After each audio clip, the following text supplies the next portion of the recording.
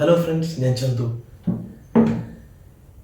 ഇപ്പം ഞാൻ നിങ്ങളൊരു വീഡിയോ കാണിച്ചു തരാം. ഒരാൾ സാഹസികമായിട്ട് ഒരു ട്രെയിനിൽ അള്ളിപ്പിടിച്ച് തൻ്റെ ജീവൻ പണയം വെച്ച് ഇരിക്കുന്നത്.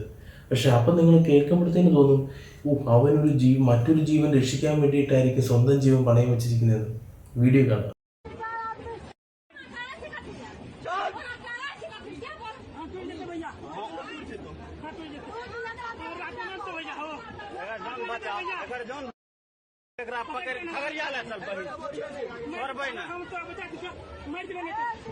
അവൻ ആ അള്ളി പിടിച്ചിരിക്കുന്ന ഇരിപ്പ് കണ്ടില്ലേ?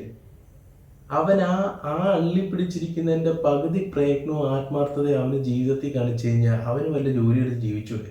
ഈ ട്രെയിൻ ഓടിക്കൊണ്ടിരിക്കുന്നതിൻ്റെ ഇടയ്ക്ക് ഫോൺ തട്ടിപ്പറിച്ചുകൊണ്ട് പോവുക.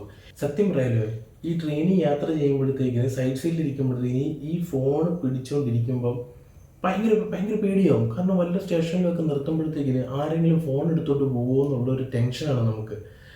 അപ്പോൾ അന്നേരമാണ് ഒരുത്തന്നാണ്ട് ഫോൺ അടിച്ചത്. പക്ഷെ ആ നാട്ടുകാർക്കുണ്ടല്ലോ 100% ക്ലാപ്പ്. അവർ അന്നേരത്തെ നമ്മുടെ ഒരു തോന്നലിന് തോന്നിക്കേറി പിടിച്ചവനെയും പിടിച്ച് വലിച്ചു വെച്ചിരിക്കുന്ന ഒരു പിടുത്തം, അത് കഷ്ടപ്പെട്ട് അധ്വാനിച്ചുണ്ടാക്കിയ ഫോണാണ്.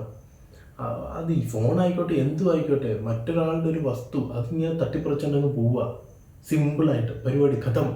ആ ട്രെയിനിൽ അന്നേരം ആ ഫോൺ പോയ ആ വ്യക്തിയുടെ ആ മാനസിക ധൈര്യവും കാരണം കൊണ്ടാണ് അത് പിടിച്ചെടുക്കാനായിട്ട് പറ്റിയത്.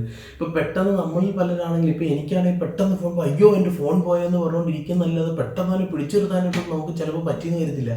അപ്പം അത് അങ്ങനെ ഒരുത്തനെ ഇതൊക്കെ നമ്മൾ മാതൃകയാക്കുകയാണ് ചെയ്യേണ്ടത്. നമ്മുടെ ട്രെയിന് നമ്മുടെ സർക്കാരിൻ്റെ ട്രെയിനും കാര്യങ്ങളൊക്കെ തന്നെ ആയിരിക്കും. പക്ഷേ ഇതുപോലെയുള്ള കുറേ ഉച്ചാളികൾ കാണും എവിടെയും.